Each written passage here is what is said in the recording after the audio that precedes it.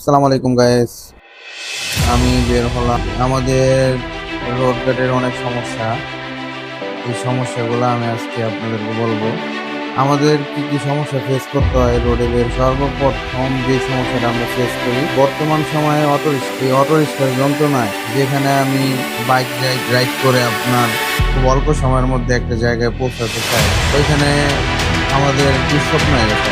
এই যে প্রতিটা জায়গায় জায়গায় আপনার দেখতে পাচ্ছেন, এই যে আমার কাছে এই যে অটো মামায় আমার কোনোভাবেই যাওয়ার মতো গলি গালির ভিতরে যে এমন ভাবে তারা দখল করে বসে, মনে হইতেছে তার বাপ দাদার সম্পর্ক ছোট্ট ভয়াবহ। এই যে অটো মামা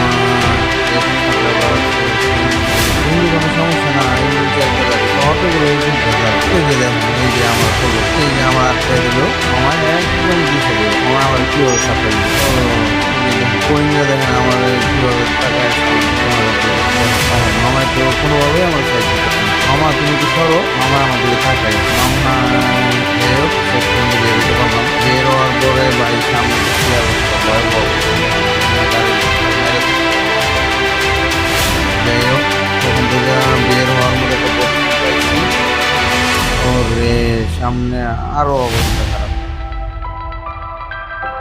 দেখি অনেক ধৈর্যের পরীক্ষা দিতে হয় ভাই, রাস্তায় বের হইলে অনেক ধৈর্যের পরীক্ষা দিতে হয়।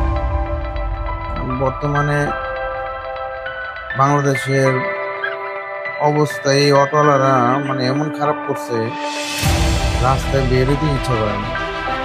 যখনই চিন্তা করি কোথাও যাব হোন্ডা নিয়ে, বাইক নিয়ে কোথাও যাব, তখন গায়ে জ্বর এসে পড়ে যে অটো তো এমনভাবে মানে আমার জড়ায় ধরবো, আমি কি আমার গন্তব্য পর্যন্ত যে পৌঁছাইতে পারবো কিনা। এই দেখেন এই গলি থেকে বের হইতে আমার রাস্তা, কিন্তু এই যে আমি এখানে মেন রাস্তা দাঁড়ায়, মেন রাস্তা থেকে কতটা সামনে যাওয়ার পরে তারপর আমি রাস্তা থেকে গলি থেকে আমার চারপাশে ফুটপাথ, সিএনজি, কীভাবে রাস্তা দিয়ে আপনাদেরকে আর কি ভালোভাবে দেখে আপনারা বুঝতেন যে আমার দাম কত দাম কত। এই রোড পুরো রাস্তার উপরে পুরো ওরা দখল করে বসে আছে। কীভাবে রাস্তা নেই, এবার রাস্তা দেবে ওরা দখল